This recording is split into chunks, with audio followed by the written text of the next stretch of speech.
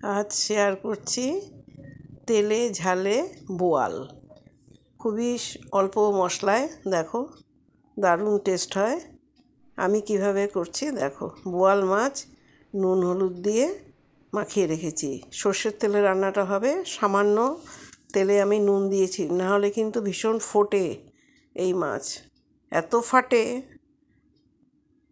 সামান্য নুন দিলে ফাটে, তো একটু কম ফাটে আর কি।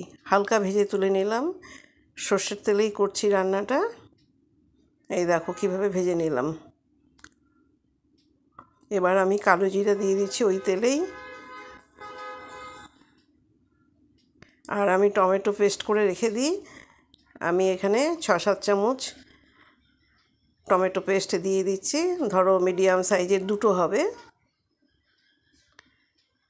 দিয়ে একটু ভালো করে নেড়ে নেব। একবার এইভাবে খেয়ে দেখো, খুবই ভালো লাগে খেতে তেলে ঝালে বোয়াল। ঝালটা যে যেরকম খাবে। এবার আমি নুন দিয়ে দিলাম, 2-4 দানা চিনিও দিয়েছি, কিন্তু ভিডিওটা কিভাবে যেন ওঠেনি। যাই হোক, 2-4 দানা চিনি দিতে হবে। আর হলুদও দিয়ে দিলাম সামান্য। চিনিটা দিলে ব্যালেন্সটা ঠিক থাকবে, কারণ দুটো মাঝারি সাইজের টমেটো আছে, তো এটা টক হয়ে যাবে। আর এখানেও কাঁচা লঙ্কা বাটা আমি করে রেখে দিই। আমি যেরকম ঝাল খাবো, আমি 1 চামচ কাঁচা লঙ্কা বাটা দিলাম 4 টুকরো মাছের জন্য। ঝালটা যার যার নিজস্ব ব্যাপার, যে যেরকম ঝাল খাবে।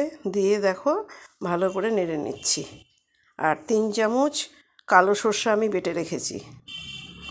ঠিক কালো সর্ষে, সাদা না কিন্তু, শুধু কালো সর্ষে 3 চামচ বেটে রেখেছি, আমি ওটাও দিয়ে দেব। এই যে 3 চামচ কালো সর্ষে,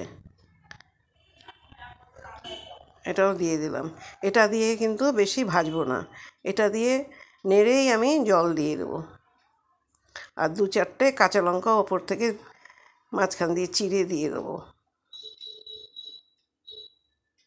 বেশি কিন্তু সর্ষে ভাজবো না। 3টে কাঁচা লঙ্কা দিয়ে দিলাম। এটা একটু মাখো মাখো হবে, তেলটা একটু বেশি দিলে ভালো লাগে খেতে।